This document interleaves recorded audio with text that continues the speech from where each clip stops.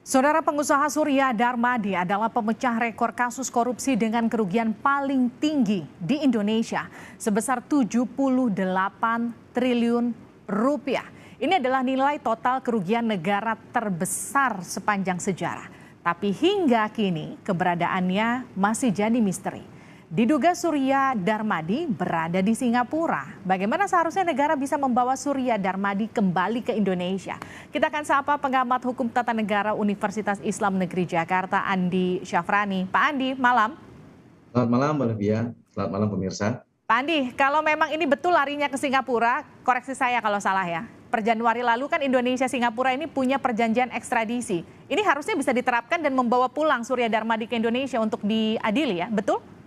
Betul, kita sejak tanggal 25 Januari kemarin sudah melakukan perjanjian ekstradisi ya. Dengan perjanjian ekstradisi ini maka kita punya kekuatan hukum untuk bisa menarik para pelaku tindak pidana, tidak hanya korupsi, tapi ada kalau saya tidak salah 31 jenis tindak pidana yang masuk dalam perjanjian itu yang bisa ditarik untuk dikembalikan ke negara kita.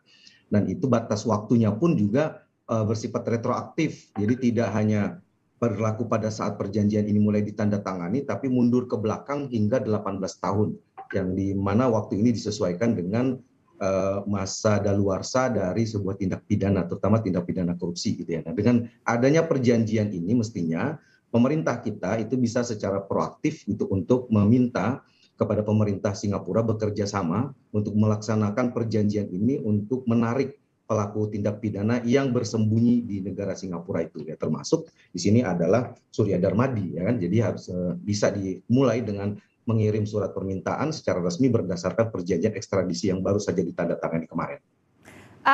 Kalau memang betul yang bersangkutan sekarang berada di Singapura, ini artinya bukan kasus pertama ada tersangka korupsi kita yang lari ke luar negeri. Bagaimana harusnya negara mencegah tersangka kasus korupsi ini lari?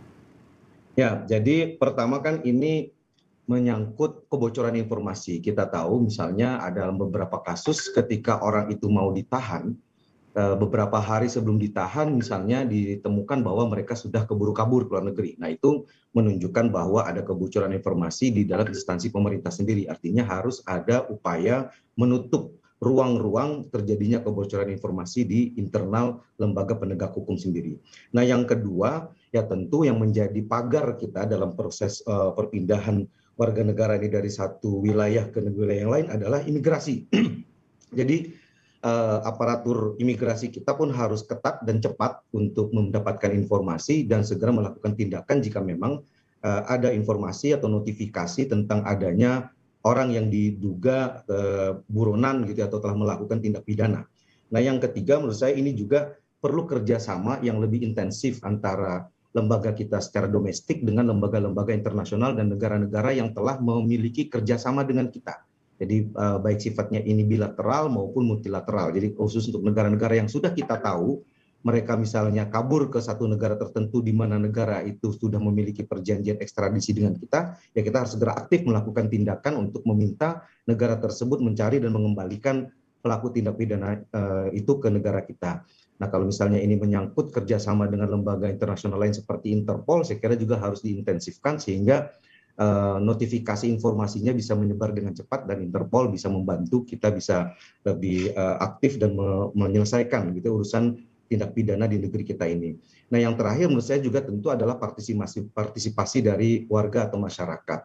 Bagi masyarakat yang mengetahui bahwa ada buronan gitu ya, yang berada di sekitar mereka juga harus diupayakan agar mereka mau membantu penegakan hukum kita ini. Nah, tentu ini membutuhkan kepercayaan yang luar biasa dari masyarakat terhadap lembaga penegakan hukum kita. Oke, kalau kita lihat kasusnya, ini kan kasus dengan nilai total kerugian negara terbesar sepanjang sejarah, 78 triliun rupiah. Akan sangat menyulitkan untuk menelusuri kemana saja aliran dananya, karena ini juga kasusnya kan bukan kasus yang baru-baru saja begitu ya, katakanlah seperti itu. Bagaimana kemudian langkah awal yang harus dilakukan? Nah, tentu kan kita pertama harus mengetahui terlebih dahulu cara perhitungan kerugian negara ini. 78 triliun ini dihitung berdasarkan pertama dari periode kapan.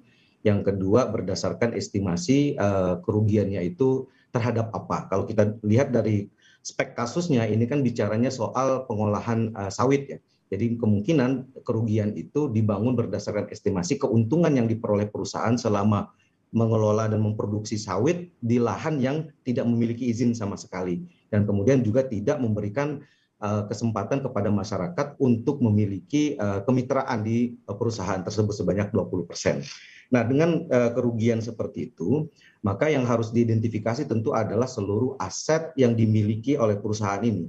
Dan tidak hanya perusahaan, ini juga harus ditelusuri hingga mencakup aset pribadi dari pemilik perusahaan. Jadi pemegang sahamnya harus dilakukan pemeriksaan dan dilihat keterlibatan mereka. Kalau memang mereka diduga adalah pihak yang ikut turut serta dalam perbuatan pidana ini dan mengetahuinya, maka aset pribadi mereka pun semestinya juga ditarik oleh negara. Oke. Kemudian yang kedua ya direksi dan tentu komisaris. Jadi aset-aset ini semua harus dikumpulkan dan dihitung untuk mengekuvalensi kerugian negara yang kita alami.